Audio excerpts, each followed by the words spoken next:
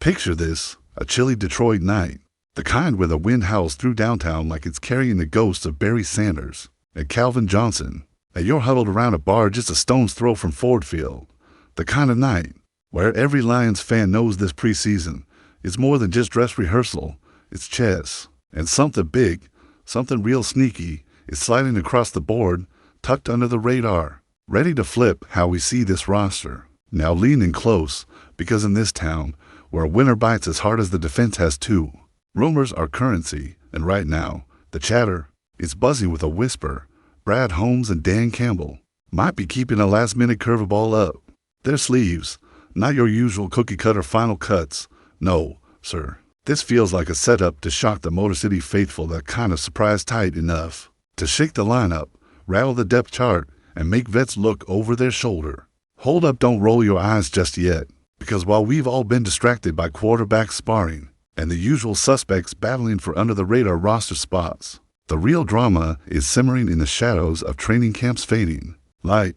You see, the Lions have built deep, too deep. It's an embarrassment of riches that's about to force decisions sharper than Detroit's winner wins. And here's the kicker: Brad Holmes' loyalty to his past draft picks sounds like a story with a twist. Remember Henderson Hooker, 3 seasons in, queued quietly as the backup, stepping in right behind Jared Goff even as Kyle Allen's flashes were brighter, the front office sticking with the draftee. Even when the hot hand's been elsewhere, that's more than a sentimental nod, that's strategy. Or is it smoke and mirrors? And while you're unpacking that, let's not forget the running back scrambling on the bubble Craig Reynolds, and Sean Vaki scraping for space behind Jahmyr Gibbs, and David Montgomery like kids fighting over the last Detroit-style pizza slice. It's a knife fight sharpened by special team snaps and camp moments that could tip the scale. The whispers suggest Reynolds might be the odd man out, despite his veteran savvy.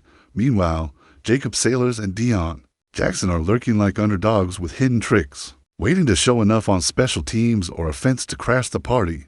But here's where it really tilts. Wide receiver, the pockets of talent here are closing fast. And Jackson Meeks, yeah, that undrafted Syracuse hustler is making noise that can't be ignored anymore. Against all odds, he's threatening to bump a draft pick like Dominic Lovett, not just because of catches, but timing, clutch moments, and that dog chase after the ball. We're not just talking playmaking. This could reshape the depth chart in a way that shakes the crew's chemistry, forcing Coach Campbell and offensive guru Ben Johnson to rethink those run-pass ratios and how they protect Goff in the pocket.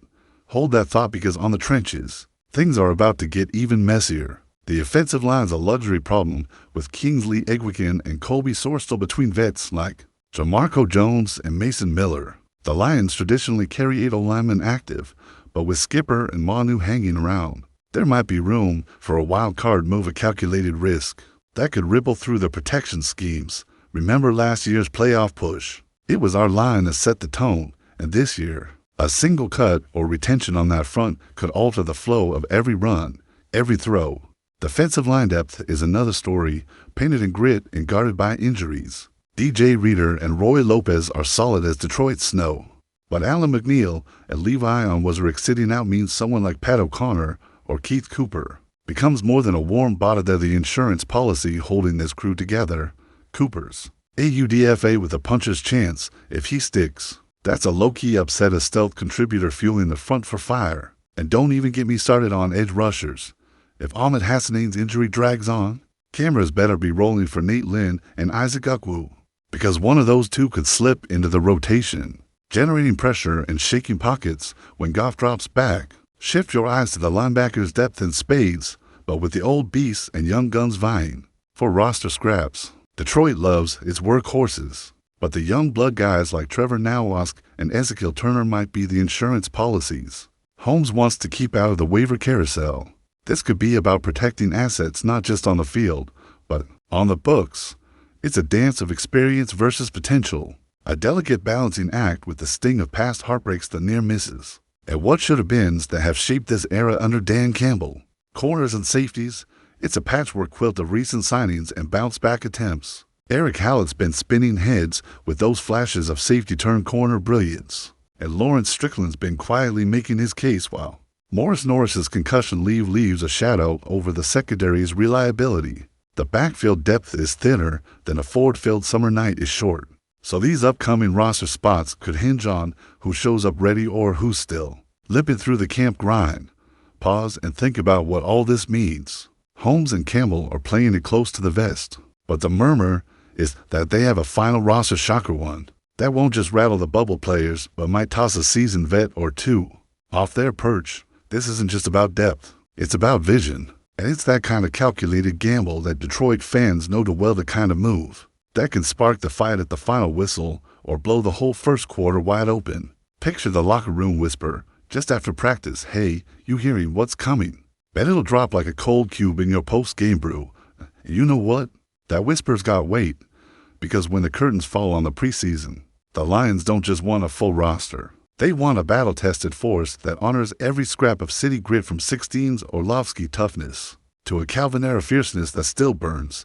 The stakes, rivals across the division will be sizing this up, eyeing every snap, wondering who's been cut, who's been kept and which underdog might rise. Snap shares could flip, protection calls might scramble, and the cap space chess moves could leave leftovers for a midseason trade or that surprise veteran signing. Detroit stands at a crossroads, and the clock is ticking louder than the third quarter. Storm rolling into the Motor City. So, what's lurking in the wings? Which late-blooming lion is ready to roar? And here's the kicker, who's about to be left staring at the waiver wire, wondering how fast the blueprint changed under their feet. Stay sharp on this one. The Lions are about to turn a page that no one saw coming, and trust me, this is no ordinary final cut. This is Detroit football.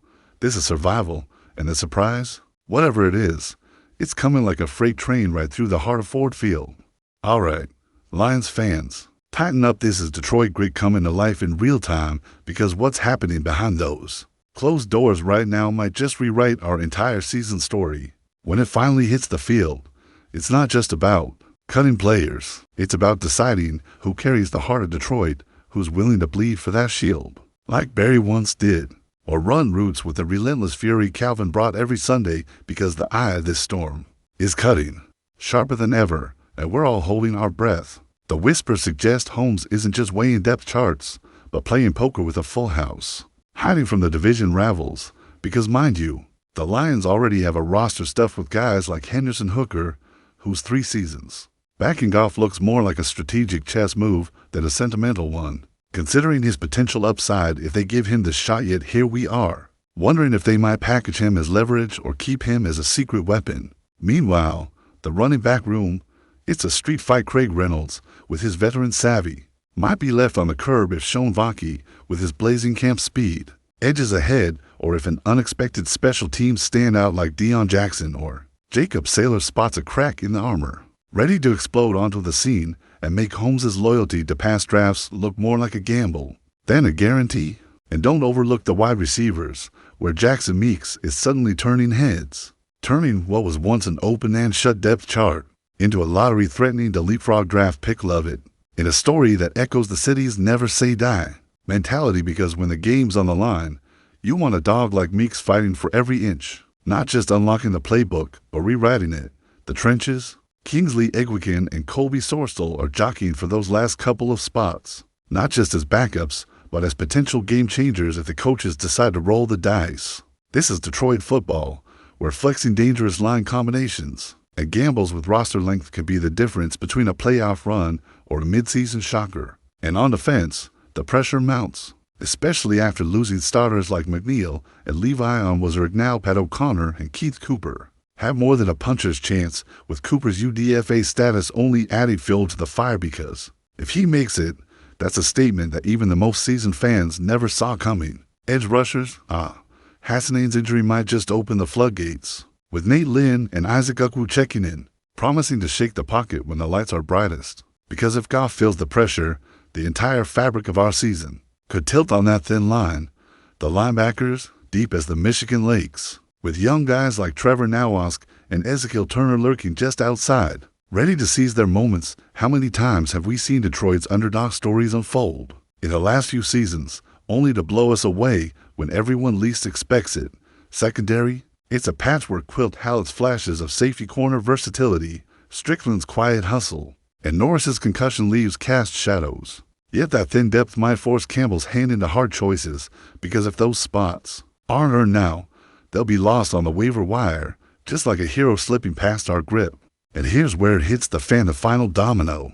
Rumors swirl that Holmes might be eyeing a veteran corner or safety to add that last piece. Someone like a seasoned presence ready to step in and stabilize the secondary or push the young pup, something no one's talking about openly. But every insider knows that if a surprise move happens, it'll send shockwaves through our fan base, possibly even tipping the NFC North balance. This last-minute move, a wild card addition, or even the televised parking lot deal that no one saw coming, because deep inside, Holmes is playing a long game, knowing one gamble could vault Detroit into the conversation as serious contenders, or sink us straight into the heartbreak shadows of 16 or a near miss last season, leaving us again wishing we had just one more piece. I tell you, the city's heart beats in those trenches, and I bet Campbell's every bit as determined to make that final roster a fortress, no matter the sacrifice, because history's shown us that greatness often hides behind the nerves, and this year, those nerves are frayed